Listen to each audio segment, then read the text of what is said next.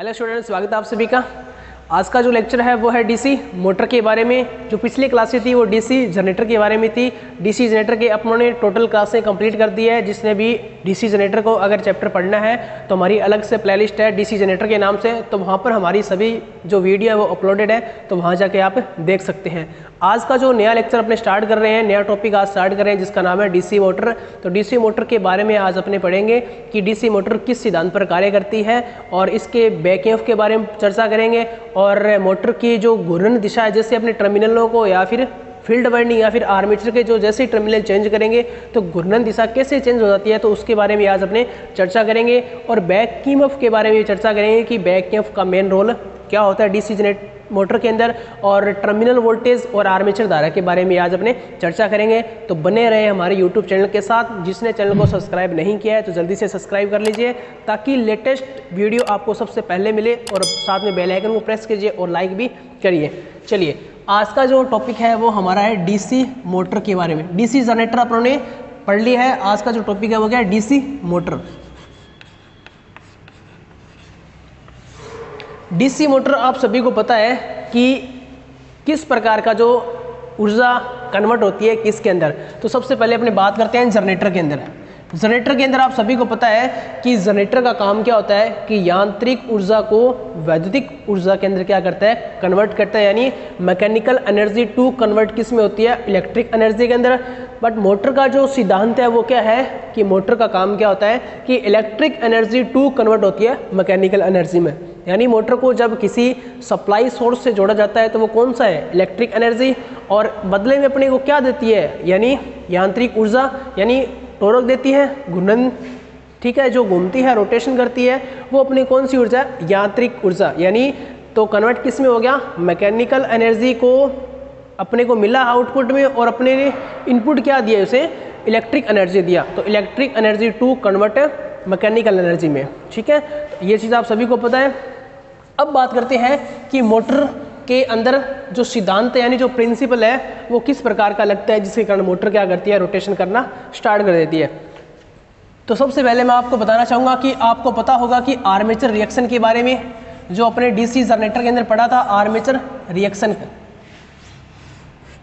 इसके अंदर अगर बात करें डीसी मशीन की, डीसी मशीन के अंदर चाहे इनके पार्ट्स के बारे में बात करें तो भी क्या होता है, सेम होता है। जैसे कि जनरेटर के हमने पार्ट के बारे में पता किया था और सभी पार्ट्स के बारे में पढ़ा था, जैसे कम्यूटेटर हो गया, सेगमेंट्स और राइजर या फिर आर्मेचर वाइंडिंग, ठीक है, आर्मेचर के बारे में, पोल शू, इनके बारे में, बॉडी, सब के बारे में पढ़ा था। तो सेम जो डीटो है वो कॉपी किसका है, डीसी मोटर के अंदर भी यही पार्ट काम में लाए जाते हैं, और जो डिजाइन किए जाते हैं वो सेम का सेम क्या है, कॉपी है। तो इसलिए मैं पार्ट्स के बारे में नहीं बताने वाला, सीधे अपने सिद्धांत पर चलते हैं। क्योंकि जो पार्ट्स होते हैं डीसी मशीनों के, वो डीसी मोटर हो चाहे डीसी जनरेटर हो, दोनों में क्या होता है, इक्वल होता है। तो आपने पढ़ा होगा आर्मेचर रिएक्शन के बारे में कि जैसे आप सभी को पता है कि जब मोटर को क्या है कि डीसी सप्लाई से संयोजित किया जाता है, डीसी सप्लाई को संयोजित किया जाता है, तो आपको पता है कि इसके अंदर जो धारा की दिशा होती है वो प्लस से माइनस की ओर चलती है। तो इसका जो एरो का निशान है मैं इस तरीके से शो करता हूँ, और धारा यहाँ से आ रही है तो इसका जो एरो का निशान है वो इस तरीके से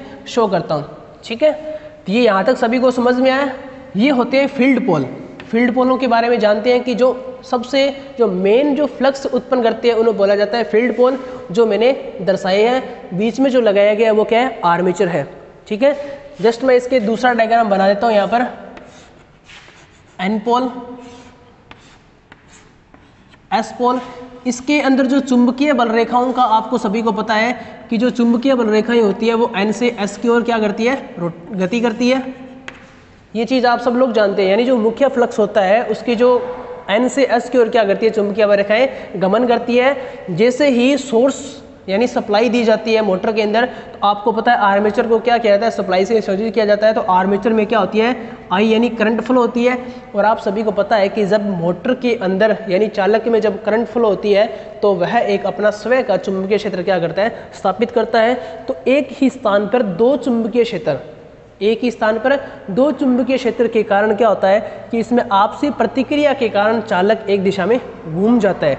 यानी आपस के अंदर क्या करेगा, रिएक्शन करेंगे दो स्थान पर चुंबकीय क्षेत्र, जिसके कारण क्या होगा, चालक एक दिशा में घूम जाता है। जो घूमने के लिए स्वतंत्र होगा वो चालक क्या करने लगेगा, रोटेशन करना स्टार्ट हो जाएगा। तो कैसे करता है रोटेशन, तो मैंने बताया था जैसे क्या हुआ कि इसके अंदर धारा की दिशा क्या है, ऊपर की ओर है। यानी मैं मान लेता हूँ कि इस साइड से, यानी धारा क्या है, अंदर की ओर जा रही है और ये धारा बाहर की ओर आ रही है। तो इसका जो कॉइल ए, ये कौन सी है, कॉइल ए, और ये कॉइल बी। कॉइल ए के अंदर आपको चुंबकीय क्षेत्र की दिशा को पहले ज्ञात करना होगा इस सिद्धांत से पढ़ने से पहले। तो चुंबकीय क्षेत्र की दिशा को कैसे ज्ञात करते हैं, अपने एलेक्स के नियम से। अंगूठा होता है वो किसको बताता है, धारा की दिशा को, और ये जो मुड़ाव होता है उंगलियों का, ये किसको प्रदर्शित करता है, चुंबकीय क्षेत्र की दिशा को।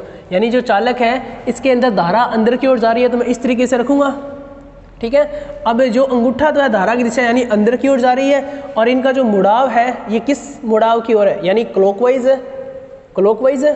तो इनका जो चुंबकीय क्षेत्र बनेगा वो क्या होगा, क्लॉकवाइज होगा। तो यानी एन जो कॉइल होगा यहाँ पर जो इसका चुंबकीय क्षेत्र बनेगा वो क्या होगा, क्लॉकवाइज है। यानी इसकी डायरेक्शन इस तरीके से होगी और यहाँ पर इस तरीके से। तो सभी को समझ में आया। अब बात करते हैं कॉइल बी के अंदर। कॉइल बी में धारा बाहर की ओर आ रही है तो इसको मैं इस तरीके से रखूंगा। कॉइल क्या है, बाहर की ओर आ रही है, तो इस जो उंगलियों का जो मुड़ाव है किस ओर है, एंटी क्लॉकवाइज, एंटी क्लॉकवाइज है। तो इस यहाँ पर भी चुंबकीय क्षेत्र होगा, इसकी जो दिशा होगी वो किस साइड से होगी, यानी एंटी क्लॉक। तो इसके जस्ट की क्या हो जाएगी, विपरीत। यही क्या है, आर्मेचर रिएक्शन है। जिसने भी क्लास नहीं लगाया डीसी जनरेटर के अंदर आर्मेचर रिएक्शन की, तो आर्मेचर रिएक्शन इसी के कारण होता है। ये जो आर्मेचर रिएक्शन है जहाँ पर लॉसेस थे जनरेटर के अंदर, यहाँ पर वो क्या है, सिद्धांत है। तो आप सभी को पता है कि इसकी डायरेक्शन और मेन जो फ्लक्स की डायरेक्शन है दोनों की क्या है, दोनों की इक्वल है। तो दोनों की डायरेक्शन इक्वल होने के कारण ये क्या करेगा, इस फ्लक्स का क्या करेगा, सहयोग करेगा। यहाँ पर जो चालक होगा यानी आर्मेचर होगा इस पॉइंट पर, वो क्या करेगा, जिसके अंदर क्या बनेगा, चुंबकीय क्षेत्र बनेगा, तो इसका क्या करेगा, सहयोग करेगा। और यहाँ पर बात करते हैं इसकी डायरेक्शन क्या है, एंटी क्लॉक, और मेन फ्लक्स ही क्या है, क्लॉकवाइज है। तो दोनों की क्या है, विपरीत है, जिसके कारण क्या होगा कि ये इसका क्या करेगा, विरोध करेगा। तो यहाँ पर जो फ्लक्स के अंदर मान में क्या आ जाएगी, कमी आएगी। अब बात करते हैं, एक मैं नया डायग्राम बनाता हूँ। यहाँ पर ये एन पोल है और यहाँ पर एस पोल है। आपको पता है इस पॉइंट पर क्या होगा कि फ्लक्स का मान बढ़ेगा। क्यों बढ़ेगा, क्योंकि इसकी डायरेक्शन क्या है, एन सी एस की और मेन फ्लक्स की, और जो कॉइल ए के अंदर जो फ्लक्स बन रहा है उसकी डायरेक्शन क्या है, दोनों की सेम है। तो यहाँ पर जो फ्लक्स होगा वो क्या करेगा, सहयोग करेगा, और यहाँ पर क्या होगा, विरोध करेगा। तो यहाँ पर चुंबकीय फ्लक्स के अंदर क्या आएगी, कमी आएगी। तो यहाँ वाला जो भाग है ये इस तरीके से हो जाएगा, यानी यहाँ पर क्या हुआ, अपने को फ्लक्स का मान नहीं मिलेगा। अब बात करते हैं कि 2 नंबर पॉइंट पे यहाँ पर बात करते हैं, इसकी डायरेक्शन देखो, क्लॉक एंटी क्लॉक है, और धारा ये मेन फ्लक्स है वो क्या है, इसकी भी डायरेक्शन इसकी डायरेक्शन दोनों क्या है, इक्वल है। तो यहाँ वाला जो फ्लक्स है वो जुड़ जाएगा, और यहाँ वाला अपने का इसकी डायरेक्शन देखो एंड ये क्लॉकवाइज है, इसकी क्या है, एंटी क्लॉक है, यानी इधर जा रहा है, ये क्या है, इधर जा रहा है, दोनों की क्या है, विपरीत है। तो यहाँ वाला जो फ्लक्स है उसके अंदर भी क्या आएगी, कमी आएगी। तो अपने जो टोटली जो फ्लक्स होगा वो किस तरीके से मिलेगा, इस तरीके से। टोटल जो फ्लक्स होगा वो इस तरीके से मिलेगा। यानी पहला जो अपनों ने धारा नहीं दी थी आर्मेचर को, तब सिर्फ और सिर्फ मेन फ्लक्स था, उसकी डायरेक्शन क्या थी, एन से एस की ओर, यानी बिल्कुल स्ट्रेट था। जैसे ही आर्मेचर में करंट जाएगी जिसके कारण अपना एक स्वयं का चुंबकीय क्षेत्र बनाएगा, तो जिसके कारण जो टोटल जो मेन फ्लक्स है उसकी जो शेप है वो किस तरीके हो जाएगी, साइन वेव की तरह।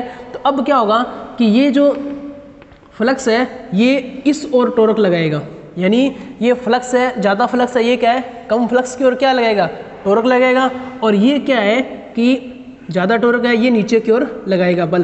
तो इसकी जो टोटल जो रिजल्ट देखा जाए, इसकी जो डायरेक्शन है वो क्या होगी, इस तरीके से, यानी एंटी क्लॉक, डी और आर, डायरेक्शन ऑफ रोटेशन। यानी जो टोटल जो रिजल्ट मिलेगा, ये चालक है यहाँ वाला, ये ऊपर की ओर फोर्स लगाएगा और ये नीचे की ओर फोर्स लगाएगा। तो टोटल जो चालक है जो घूमने लायक होगा, यानी जो स्वतंत्र होगा, वो क्या होगा, इस दिशा में घूम जाएगा, यानी एंटी क्लॉकवाइज क्या होगा, चालक है घूमना स्टार्ट कर देगा, और अपनी जो मोटर है वो क्या है, घूर्णन गति स्टार्ट कर देगी। तो ये थी वर्किंग प्रणाली।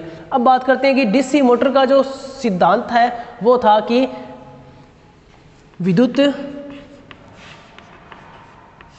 चुंबकीय खिंचाव।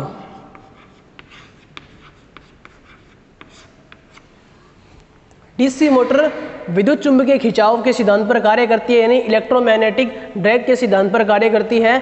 आपसे क्वेश्चन पूछा जाएगा कि डीसी मोटर किस सिद्धांत पर कार्य करती है, तो विद्युत चुंबकीय खिंचाव के सिद्धांत पर क्या करती है, कार्य करती है। और खिंचाव होता क्या है, यानी जो इसका प्रिंसिपल यानी सिद्धांत कैसे वर्किंग करती है, तो इस तरीके से वर्किंग करती है। यानी मैं बता सकता हूँ कि यहाँ वाला जो फ्लक्स है इसके अंदर कमी आएगी, यहाँ वाले क्या हो जाएगा, बढ़ जाएगा। दोनों के अंदर जो कमी, ये वाला जो पोल है और यहाँ पर पोल के अंदर क्या होगी, फ्लक्स के अंदर कमी होगी, और ये ज़्यादा वाला फ्लक्स कम की ओर फोर्स लगाएगा और ये चालक को ज़्यादा वाला कम की ओर घुमाएगा। तो इसकी जो टोटल जो रिजल्ट है वो क्या है, चालक एक दिशा में घूमना स्टार्ट कर देगा। तो ये था सिद्धांत कि डीसी मोटर चुंबकीय विद्युत चुंबकीय खिंचाव के सिद्धांत पर कार्य करती है या फिर इलेक्ट्रोमैग्नेटिक ड्रैग के सिद्धांत पर कार्य करती है। और किस तरीके से कार्य यानी इसकी जो वर्किंग है वो इस तरीके से है। तो आप सभी को समझ में आ गया होगा, ठीक है। अब बात करते हैं अपने फ्लेमिंग के नियम से, यानी इस चालक की अगर घुमाव दिशा को ज्ञात करना है तो किस नियम से करेंगे। अपनों ने सभी ने पढ़ा था पिछली क्लासों में कि डीसी जनरेटर के अंदर उत्पन्न ईएमएफ की जो गणना करनी है उसका अगर अपने को मान चाहिए तो फ्लेमिंग के राइट हैंड रूल का क्या किया जाता है, यूज़ किया जाता है, जिसके अंदर आप सभी को पता है कि राइट हैंड रूल को इस तरीके से रखा जाता है ताकि ये भी अंगूठा इसके क्या हो, प्रथम उंगली के समकोण पर और प्रथम उंगली और इसके मध्य उंगली के क्या है कि बिल्कुल समकोण पे हो। तो इस तरीके से क्या है, फ्लेमिंग का नियम होता है। और आप सभी को पता है कि डीसी जनरेटर के अंदर ये किसको बताता था, घूर्णन दिशा को, यानी आर्मेचर किस दिशा में मोशन कर रहा है, और ये बताता था चुंबकीय क्षेत्र की दिशा को। और ये जो मध्य वाली उंगली है ये बताती है कि उत्पन्न ईएमएफ की दिशा को प्रदर्शित करती है। तो डीसी मोटर के अंदर भी यही नियम लगेगा, पर इसका जो थोड़ा सा फर्क हो जाता है कि ये राइट था और यहाँ पर क्या है, लेफ्ट लगेगा। तो फ्लेमिंग का जो नियम है वो क्या है, तो अपनी चर्चा करते हैं।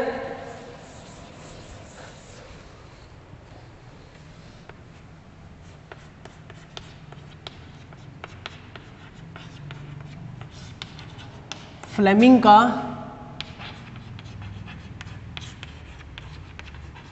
बायां हस्त नियम। फ्लेमिंग के बाएं हस्त नियम से क्या होगा कि आपको चालक को इस तरीके से रखना है कि सबसे पहले आपको राइट, बायां यानी क्या होता है, लेफ्ट हैंड होता है।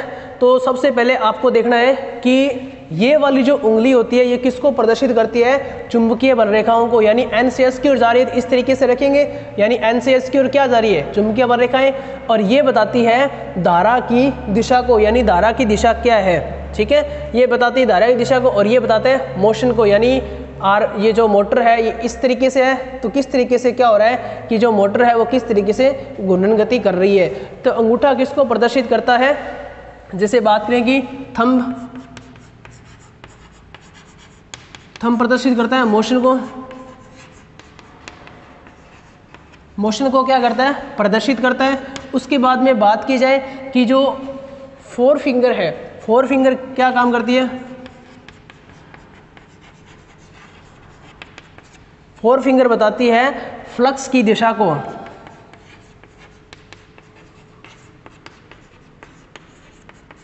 फ्लक्स की दिशा को बताती है। उसके बाद में जो मिडिल फिंगर है जो मध्य के अंदर है ये बताती है उत्पन्न यानी धारा की दिशा को।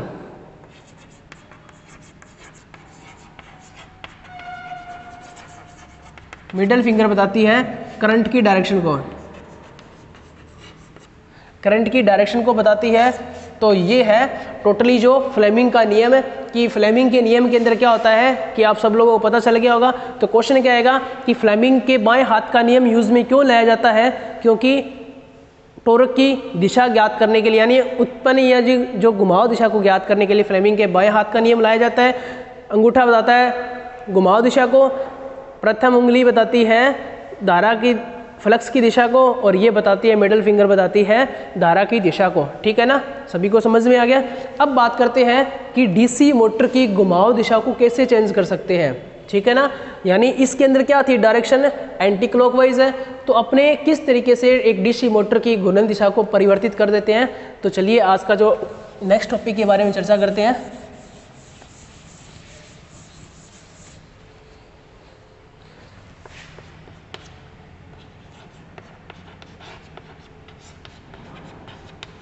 घूर्णन दिशा बदलना,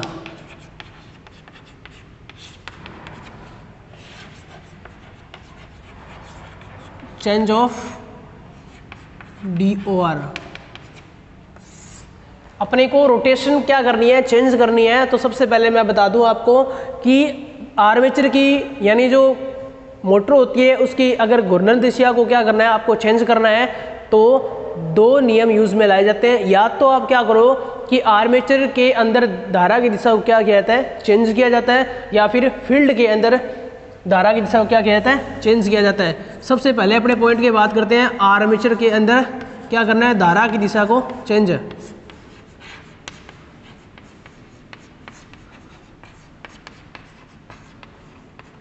दिशा परिवर्तित करके।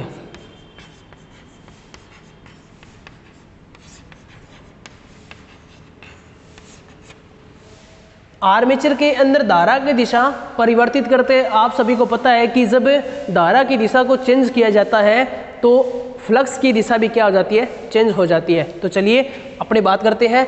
आप सभी को पता है, इसको देखिए, इसकी जो डायरेक्शन है वो क्या है, एंटी क्लॉकवाइज है। यहाँ पर मैं एक नया डायग्राम बनाता हूँ जिसके अंदर अपने को क्या करना है कि धारा की दिशा को क्या करना है, चेंज करना है। यानी ये एन पोल है और यहाँ पर बात करें एस पोल है, ठीक है। यहाँ पर जो धारा की दिशा दी जा रही थी, यहाँ पर मैं पहले वाला डायग्राम है वो बना देता हूँ। इसको प्लस पॉइंट दिया गया था, इसको क्या दिया गया, सेकंड वाले को माइनस पॉइंट दिया गया था। तो धारा की दिशा को क्या करना है, अपने को चेंज करना है। तो यहाँ पर मैं फर्स्ट वाले को, यहाँ पर प्लस था तो यहाँ पर मैं क्या कर दूंगा, माइनस, और यहाँ पर क्या कर दूंगा, प्लस कर दूंगा। तो आप सभी को पता है कि इसकी जो डायरेक्शन है वो ऊपर की ओर होगी और माइनस वाले पॉइंट पे क्या होगी, नीचे की ओर होगी।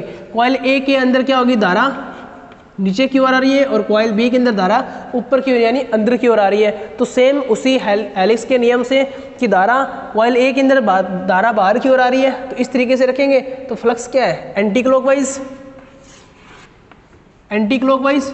और यहाँ वाला जो फ्लक्स क्या होगा, क्लॉकवाइज होगा, क्योंकि अंदर की ओर जा रही है तो यानी क्लॉकवाइज। इस तरीके से फ्लक्स बनेगा, इसका क्या होगा, क्लॉकवाइज। जो टोटल जो रिजल्ट मिलेगा अपने को, एन पोल एस पोल, ठीक है ना। इस क्योंकि एन से एस की ओर आप सभी को पता है कि चुंबकीय बरखाएं गमन करती है। तो यहाँ वाला जो फ्लक्स है इसकी डायरेक्शन देखो एंटी क्लॉक है और इसकी क्या है, विपरीत है। तो यहाँ पर अपने को फ्लक्स से क्या मिलेगी, कमी मिलेगी। और दूसरे पॉइंट पे देखते हैं कि इसकी डायरेक्शन मेन जो आर्मेचर की जो फ्लक्स की डायरेक्शन है वो क्या है, क्लॉकवाइज है। और एन से एस की ओर भी क्या है, इसकी दिशा में जा रही है। तो यहाँ वाला जो फ्लक्स अपने को मिलेगा और यहाँ वाला इसके जस्ट सामने वाला फ्लक्स मिलता है और ये दोनों फ्लक्स आपको नहीं मिलेगा, क्योंकि यहाँ पर देखो डायरेक्शन इस तरीके से है और मेन फ्लक्स की क्या है, सेम डायरेक्शन होने के कारण यहाँ वाला और यहाँ वाला दोनों फ्लक्स जुड़ जाएंगे और इन दोनों के घट जाएंगे। तो जो इसका जो टोटल रिजल्ट होगा वो इस तरीके से मिलेगा अपने को, ठीक है। अब आप सभी को पता है कि ये जो डायरेक्शन लगाएगा ये ऊपर की ओर लगाएगा, यानी जो फ्लक्स है ये कम फ्लक्स की ओर क्या है, फोर्स लगाएगा, और ये क्या है, इसकी ओर फोर्स लगाएगा। तो आपको जो टोटल जो डायरेक्शन मिलेगी वो क्या मिलेगी, क्लॉकवाइज। पहले देखो प्लस और माइनस था, अब मैंने धारा की दिशा को क्या किया, चेंज यानी माइनस प्लस कर दिया। तो पहले प्लस माइनस था तब डायरेक्शन थी वो क्या थी, एंटी क्लॉक थी। जिससे मैंने धारा की दिशा को चेंज किया तो फ्लक्स की दिशा भी क्या होगी, चेंज होगी, और फ्लक्स की दिशा से चेंज होने के कारण क्या हुआ, डायरेक्शन भी क्या होगी, चेंज होगी। तो इसकी क्या होगी, क्लॉकवाइज होगी दिशा, ठीक है।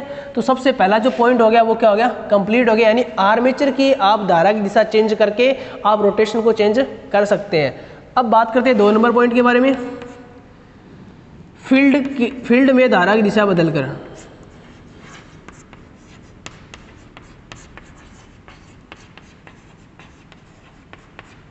धारा की दिशा बदलकर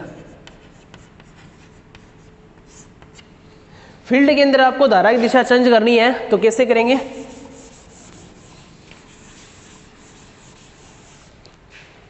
वैसे ही मैं सेम चित्र बनाता हूं। यहाँ पर आप सभी को पता है कि फील्ड का काम क्या होता है, चुंबकीय फ्लक्स क्या करना, स्थापित करना।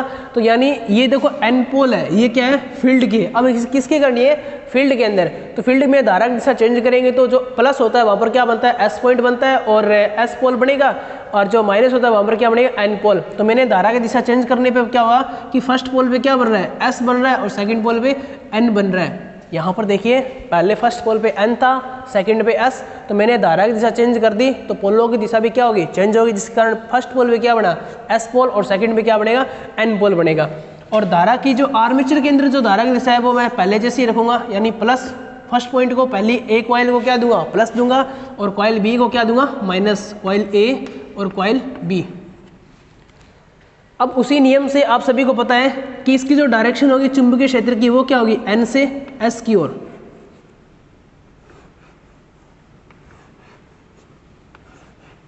समझ में आ गया, एन से एस की ओर होगी। अब जो इस कॉइल में जो फ्लक्स बढ़ेगा कॉइल ए में वो क्या होगा, अंदर की ओर होगा, यानी प्लस से धारा जाती है तो ये जो कॉइल, जो पहली कॉइल के अंदर जो बढ़ेगा फ्लक्स है वो क्या होगा, अंदर की ओर होगा, और कॉइल बी के अंदर क्या होगा, बाहर की ओर होगा। तो अंदर की ओर फ्लक्स होगा, उसकी दिशा कैसे ज्ञात करेंगे, हेलिक्स के राइट हैंड रूल से। धारा की दिशा अंगूठा आप सभी को बताता है। इसके अंदर क्या होगा कि चुंबकीय क्षेत्र क्या बढ़ेगा, क्लॉकवाइज बढ़ेगा। तो मैं प्रदर्शित कर देता हूँ, यानी क्लॉकवाइज इस तरीके से, और यहाँ वाला क्या होगा, जस्ट इसके विपरीत बढ़ेगा। अब यहाँ पर जो टोटल जो रिजल्ट वाला अपना लिखते हैं, यानी एस पोल था और सेकंड में क्या आएगा, एन पोल। यहाँ पर देखिए फ्लक्स की डायरेक्शन क्या है, इस ओर है, और यहाँ पर भी क्या है, चेंज है। तो दोनों आपस में विरोध करेंगे तो फ्लक्स में क्या आएगी, कमी। दूसरे पॉइंट पे देखते हैं, इसकी डायरेक्शन क्या है, एन से एस की ओर, और कॉइल की भी क्या है, दोनों की सेम डायरेक्शन है। तो यहाँ वाला फ्लक्स क्या होगा, जुड़ेगा। इस पॉइंट पे देखते हैं, इसकी डायरेक्शन क्या है, एंटी क्लॉक यानी क्लॉकवाइज है, और इसकी भी क्या है, दोनों की क्या है, सेम है। तो यहाँ वाला फ्लक्स जुड़ेगा, और दोनों आमने सामने का जो फ्लक्स होगा उसमें क्या आएगी, कमी आएगी। तो टोटल जो फ्लक्स होगा वो क्या बढ़ेगा, इस तरीके से। तो ये क्या लगाएगा, इसकी ओर फ्लक्स फोर्स लगाएगा, और ये क्या है, इसकी ओर। तो टोटल जो डायरेक्शन है वो क्या मिलेगी अपने को, क्लॉकवाइज मिलेगी। पहले क्या था, एंटी क्लॉक, अब यह था क्लॉकवाइज। कैसे हुआ कि अपनों ने फील्ड के क्या किए, टर्मिनल चेंज किए। पहले पॉइंट को एस पोल था, तो यहाँ पर मैंने क्या कर दिया, यहाँ पर एन था तो यहाँ पर क्या कर दिया, एस, और उसके बाद में यहाँ पर एस था तो मैंने क्या कर दिया, एन पोल। यानी आप अगर घूर्णन दिशा का मान अगर चेंज करना चाहते हो तो आप या तो आप फील्ड वाइंडिंग के टर्मिनल चेंज करो, या फिर आर्मेचर वाइंडिंग के टर्मिनल चेंज करो। ठीक है, तो आपकी घूर्णन दिशा यानी रोटेशन, या तो आप घूर्णन दिशा का मान क्या करो, यानी घूर्णन दिशा आपको चेंज करनी है तो या तो आर्मेचर के टर्मिनल चेंज करें या फिर फील्ड वाइंडिंग के टर्मिनल चेंज करें। तीसरा जो पॉइंट आता है वो आपके मन में यह भी डाउट होगा कि अगर अपने सप्लाई टर्मिनल परिवर्तित करेंगे तो दिशा पर क्या प्रभाव पड़ेगा। सप्लाई टर्मिनल बदलकर, सप्लाई टर्मिनल बदलकर देखते हैं अपने।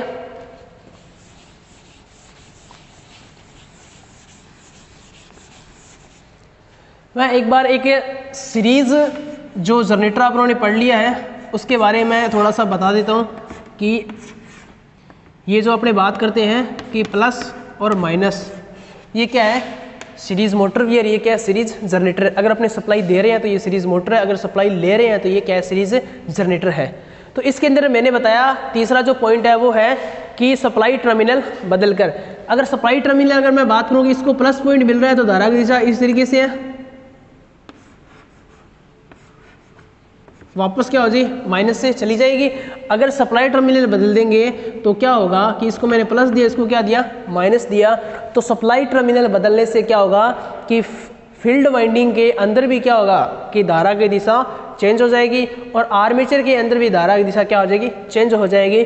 तो दोनों के अंदर धारा की दिशा का मान चेंज होने से क्या होगा कि स्पीड पर नहीं, उसकी जो रोटेशन पर कोई भी प्रभाव नहीं पड़ेगा, क्योंकि दोनों की दिशा अगर आप सोचते हो कि फील्ड के भी चेंज कर दें, आर्मेचर के भी चेंज कर दें, तो आपको जो रोटेशन जो सबसे पहले मिल रही थी वही रोटेशन आपको मिलेगी, क्योंकि दोनों की दिशा क्या हो रही है, चेंज हो रही है। ओनली फॉर आपको एक ही की दिशा चेंज करनी है, या तो आप आर्मेचर की करें या फिर फील्ड वाइंडिंग की करें। अगर आप दोनों की करते हो तो कोई भी दिशा यानी कोई भी रोटेशन चेंज नहीं होगा, आपको जो पहले मिल रहा था उसी तरीके से मिलेगा।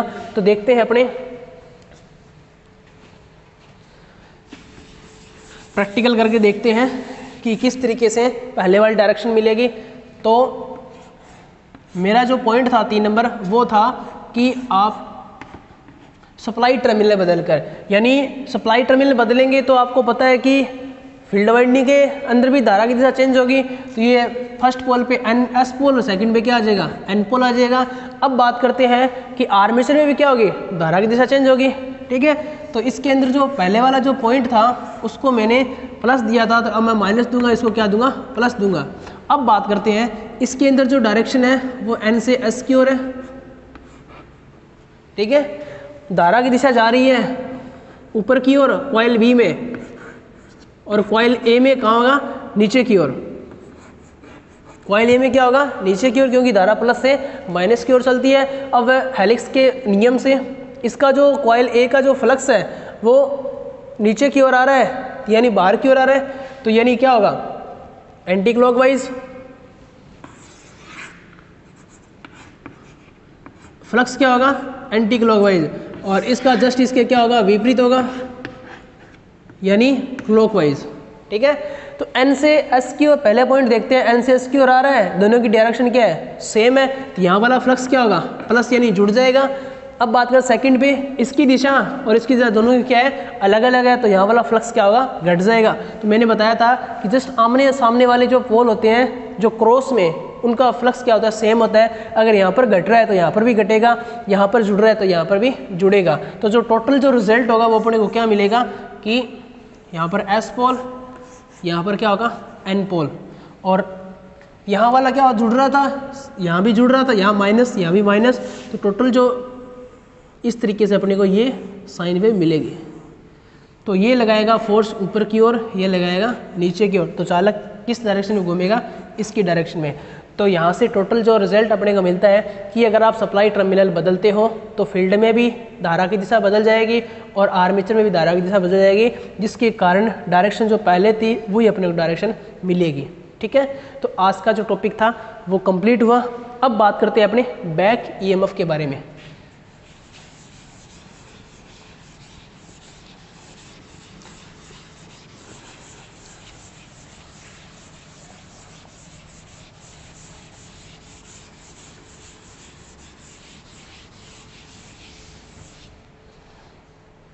बैक ईएमएफ टॉपिक है अपना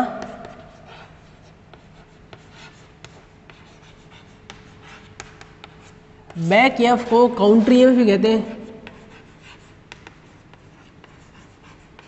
काउंटर ईएमएफ भी कहते हैं, या फिर अपने कह सकते हैं इसको हिंदी में पश्च विद्युत वाहक बल के नाम से भी जाना जाता है। पश्च विद्युत वाहक बल, ठीक है। और सी ईएमएफ यानी बैक ईएमएफ के नाम से भी जाना जाता है। तो आप सभी को पता है कि बैक ईएमएफ क्या होता है। बैक के मानने छोड़ देते हैं ईएमएफ के बारे में। जनरेटर बड़ा था, जब कोई भी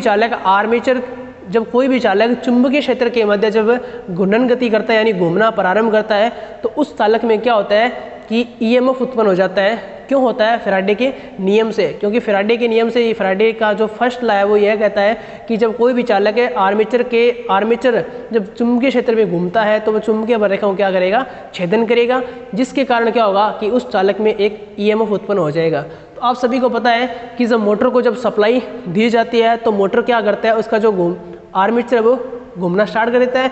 और वैसे ही फैराडे के नियम से क्या होगा कि जब आर्मेचर एक चुंबकीय क्षेत्र में घूमेगा तो क्या करेगा, वो भी एक है स्वयं का एक खुद का एक ईएमएफ उत्पन्न करेगा। और वो जो ईएमएफ होता है जो मेन सप्लाई अपने दे रहे हैं तो उसका क्या करेगा, विरोध करेगा।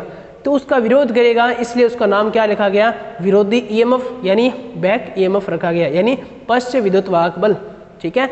आप सभी को समझ में आया क्या होता है कि जब आर्मेचर यानी को सप्लाई दी जाती है डीसी मोटर में, तो मोटर क्या करती है, घूमना स्टार्ट करेगी, और घूमने से क्या होगा कि फैराडे के नियम से वो चुंबकीय बलरेखाओं को छेदन करेगी, और करने से क्या होगा, उस आर्मेचर में एक स्वयं का ईएमएफ उत्पन्न हो जाएगा, जिसे क्या कहते हैं, बैक ईएमएफ कहते हैं। तो बैक ईएमएफ को ईबी से क्या किया जाता है, प्रदर्शित किया जाता है। और आप सभी को पता है कि बैक ईएमएफ का अगर अपने को मान निकालना है तो सूत्र में क्या पढ़ा था, फाई ZNP 60A, 60A पढ़ा था। बैक ईएमएफ का अगर आपको मान निकालना है तो क्या था, फाई ZNP 60A। और उसके बाद दूसरा इसका जो फॉर्मूला है वो है फाई ZNP और बट्टे में क्या आएगा A। यहाँ पर जो 60 लगाया गया है वो है कि यहाँ पर जो लिया जा रहा है, यहाँ पर है RPS राउंड पर सेकंड और यहाँ पर है राउंड पर मिनट। अगर मिनट में चेंज करना है तो 60 से भाग लगाया जाता है, अगर मिनट में नहीं चाहिए तो आपको सीधा ही मिल जाएगा 5 ZNPA, यानी ये किस में है, सेकंड में है। आपको ये चीज़ याद रखना है कि यहाँ पर जो n है यानी जो घूर्णन दिशा है, अगर वो स्मॉल में आ रही है, स्मॉल यानी छोटा n लगाया गया है, तो आपकी जो रोटेशन है वो किस में आएगी, सेकंड में आएगी। अगर बड़ा n लगाया गया है यानी कैपिटल लगाया गया है तो यहाँ पर क्या आएगा कि इसकी जो घूर्णन दिशा है उसका जो टोटल रिजल्ट आएगा वो किस में आएगा, मिनट के अंदर आएगा। तो ये चीज़ आप याद रखेंगे। आप सोच रहे हो कि इनके अंदर कोई फ़र्क नहीं होता, क्योंकि यहाँ पर क्या है कि इसको मिनट में चेंज किया गया है और यहाँ पर सिर्फ सेकंड का सेकंड ही पड़ा है। अब बात करते हैं कि बैक ईएमएफ किन किन कारकों पर निर्भर करता है। तो सबसे पहले बात करते हैं कि जो बैक ईएमएफ होता है वो समानुपाती होता है n × फाई के। n × फाई के कैसे कि EB है वो फ्लक्स पे क्या करेगा, समानुपात। अगर फ्लक्स का मान आप सभी को पता है बढ़ता है तो EB का मान बढ़ेगा। Z यानी चालकों की संख्या क्या होती है, कांस्टेंट होती है। n का मान क्या होता है, जब स्पीड का मान बढ़ेगा तो ज़्यादा फ्लक्स कटेगा, जिसके कारण क्या होगा कि बैक ईएमएफ का मान भी बढ़ेगा। और P पोल भी क्या होते हैं, फिक्स होते हैं। 60 भी एक नियतांक है। A यानी समांतर पदों की संख्या भी क्या होता है, फिक्स होता है। तो टोटल जो रिजल्ट जो मिलता है वो ये मिलता है कि K यानी कांस्टेंट, फाई और n, तो ये क्या होता है, समानुपात होता है कि अगर आप फ्लक्स का मान बढ़ाओगे तो बैक ईएमएफ का मान बढ़ेगा, और अगर आप गति का मान बढ़ा रहे हो तो बैक ईएमएफ का मान भी क्या होगा, बढ़ेगा। ये चीज़ आप सभी को याद कन्फर्म है। अब बात करते हैं कि जो बैक ईएमएफ होता है वो सप्लाई वोल्टता का के जो कलांतर होता है वो कितना होता है, 180 डिग्री। EB सप्लाई वोल्टता के फाई यानी 180 डिग्री का क्या होता है, कलांतर।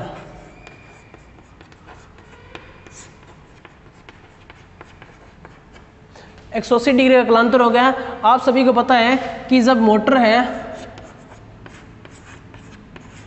ये चालक है, इसको सप्लाई दी जाती है तो इसके अंदर एक बैक ईएमएफ उत्पन्न होता है जो इसका क्या करता है, विरोध करता है, यानी जस्ट इसके क्या होगा, ऑपोजिट होगा। तो आप सभी को पता है कि अपने जो एसी थ्योरी के अंदर पढ़ा था, इस तरह से वेक्टर आरेख पढ़े थे। यहाँ पर वोल्टेज आ गया, यहाँ पर क्या आ गया, बैक ईएमएफ आ गया। इसके अंदर जो कलांतर था वो कितना था, 180 डिग्री का। जिसके अंदर 180 डिग्री का कलांतर होता है वो क्या करता है, इसका विरोध करता है। ठीक है, यहाँ पर किसका मान आया था, करंट का मान आया था। तो EB क्या करेगा कि जिसके कारण उत्पत्ति होती है उसी का क्या करता है, विरोध करता है। लेंज के नियम के अंदर अपन ने पढ़ा था। तो सेम लेंज के अनुसार से क्या होगा कि ये जो मेन सप्लाई यानी इसी के कारण क्या हुआ था, उत्पन्न हुआ था, और इसी का क्या करेगा, ये विरोध करेगा। तो बैक ईएमएफ के अंदर अगर आपसे पूछा जाए कि सप्लाई वोल्टता और बैक ईएमएफ के अंदर जो बीच का जो कलांतर होता है वो कितना होता है, तो आप क्या बताओगे, 180 डिग्री होता है। अब बात करते हैं, ये तो पता चल गया होगा कि फ्लक्स पे और स्पीड पे क्या करता है, डिपेंड करता है। ठीक है, तो ये अगला पॉइंट क्या कहता है कि जब आप से क्वेश्चन है कि स्टार्टिंग के अंदर जब मोटर को चलाया जाता है तो उसमें बैक ईएमएफ का मान क्या होगा, तो उसका जो मान है वो क्या होता है, बिल्कुल शून्य होता है। यानी जो स्टार्टिंग में यानी प्रारंभ में जो EB का जो मान होता है वो क्या होता है, शून्य यानी 0 वोल्ट होता है। क्योंकि जब आर्मेचर घूमने की स्थिति में नहीं है यानी स्थिर अवस्था में है तो आर्मेचर घूम ही नहीं रहा। तो जो फैराडे का नियम यह कहता है कि एक सापेक्ष गति का होना जरूरी है, यानी एक को आप घुमाना है, चाहे आप फील्ड को घुमाओ चाहे आप चालक को घुमाओ, दोनों क्या है, विराम अवस्था में है, तो कोई भी चुंबकीय रेखाओं का छेदन नहीं होगा, जिसके कारण EMF यानी जो EB का मान है वो क्या मिलेगा, बिल्कुल 0 मिलेगा। तो प्रारंभ में बैक ईएमएफ का मान क्या होता है, बिल्कुल शून्य होता है। अब EB का जो मान है यानी बैक ईएमएफ का जो दिशा है, उत्पन्न EMF की दिशा को ज्ञात करना है तो फ्लेमिंग के कौन से नियम से किया जाता है, तो मैं बता दूं आपको कि राइट हैंड रूल से। बैक ईएमएफ की दिशा को EB का अगर मान आपको मान EB की दिशा यानी बैक ईएमएफ की अगर दिशा ज्ञात करनी है तो आपको कौन सा नियम लाया जाता है, राइट हैंड रूल। किसका, फ्लेमिंग का। फ्लेमिंग का राइट हैंड रूल यूज़ में लाया जाता है। आप सभी को पता है बैक ईएमएफ को छोड़ो सिर्फ ईएमएफ, अगर आपका ईएमएफ है तो भी क्या होगा राइट हैंड रूल फ्लेमिंग का। अगर बैक ईएमएफ है तो वो ईएमएफ ही, यानी उसका मात्रक क्या है वोल्ट है, ठीक है। चाहे बैक ईएमएफ हो चाहे ईएमएफ हो, दोनों की अगर दिशा को अगर पूछा जाए मोटर के अंदर या फिर जनरेटर के अंदर तो आपका क्या आएगा राइट हैंड रूल आएगा। अगर मोटर की घुमाव दिशा की बात करें तो आपका कौन सा होगा लेफ्ट हैंड रूल होगा। तो सबसे ज़्यादा मोस्ट इंपॉर्टेंट क्वेश्चन ये बनता है कि मोटर के अंदर फ्लेम उत्पन्न ईएमएफ की दिशा ज्ञात करने के लिए किस प्रकार का नियम यूज में लाया जाता है। तो पहला ऑप्शन क्या होगा कि लेफ्ट हैंड का होगा, तो पहला क्या होगा बिल्कुल गलत होगा लेफ्ट हैंड का। दूसरा क्या मान लेते हैं कि राइट हैंड है, तो राइट हैंड रूल क्या यूज में लाया जाता है। अगर टॉर्क की दिशा की बात करें तो आप कह सकते हो कि लेफ्ट हैंड का रूल यूज में लाया जाता है, ठीक है। अब तीसरा जो पॉइंट है वो ये है कि अगर बैक ईएमएफ का मान सप्लाई वोल्ट तक क्या हो जाए आधा हो जाए यानी हाफ हो जाए, तो बोला जाता है कि जो मोटर है वो अधिकतम दक्षता पे क्या करेगी कार्य करेगी, यानी अधिकतम से अधिकतम ज़्यादा से ज़्यादा क्या करेगी वो शक्ति उत्पन्न करेगी, यानी अधिकतम से अधिकतम यांत्रिक ऊर्जा क्या करेगी जनरेट करेगी। अगर बैक ईएमएफ का मान सप्लाई वोल्ट तक क्या हो जाए आधा हो जाए तो क्या करेगी मोटर है वो अधिकतम से अधिकतम क्या करेगी यानी यांत्रिक ऊर्जा उत्पन्न करेगी। तो आज ने अपनों ने पढ़ा कि डीसी जनरेटर यानी मोटर है वो किस सिद्धांत पर कार्य करती है, कैसे उसके अंदर एक बल उत्पन्न होता है और उस बल की घुमाव दिशा को किस नियम से ज्ञात किया जाता है और उस घुमाव दिशा को कैसे चेंज करते हैं अपनों ने पढ़ा था। और उसके बाद में चालक घूमने के कारण क्या होता है उसके अंदर बैक ईएमएफ उत्पन्न होता है, वो किन किन कारकों पर निर्भर करता है, सप्लाई वोल्ट तक कितना अपोजिट होता है और अधिकतम दक्षता यानी अधिकतम ऊर्जा कब एक मोटर उत्पन्न करेगी, वो भी हमने पढ़ा। तो नेक्स्ट जो क्लास रहेगी वो रहेगी अपनी कुछ काफ़ी मोस्ट इंपॉर्टेंट टॉपिक हैं जो आगे मैं बताऊंगा, और उसके बाद में टाइप के बारे में आएगा कि यानी कौन कौन सी मोटरें कहाँ कहाँ यूज़ में लाई जाती है और कौन सी लोड पे नहीं चलानी चाहिए कौन सी लोड पे चलानी चाहिए, उसके बारे में भी चर्चा करेंगे। तो आज का जो लेक्चर है वो इतना ही, बने रहे हमारे यूट्यूब चैनल के साथ। Thank you.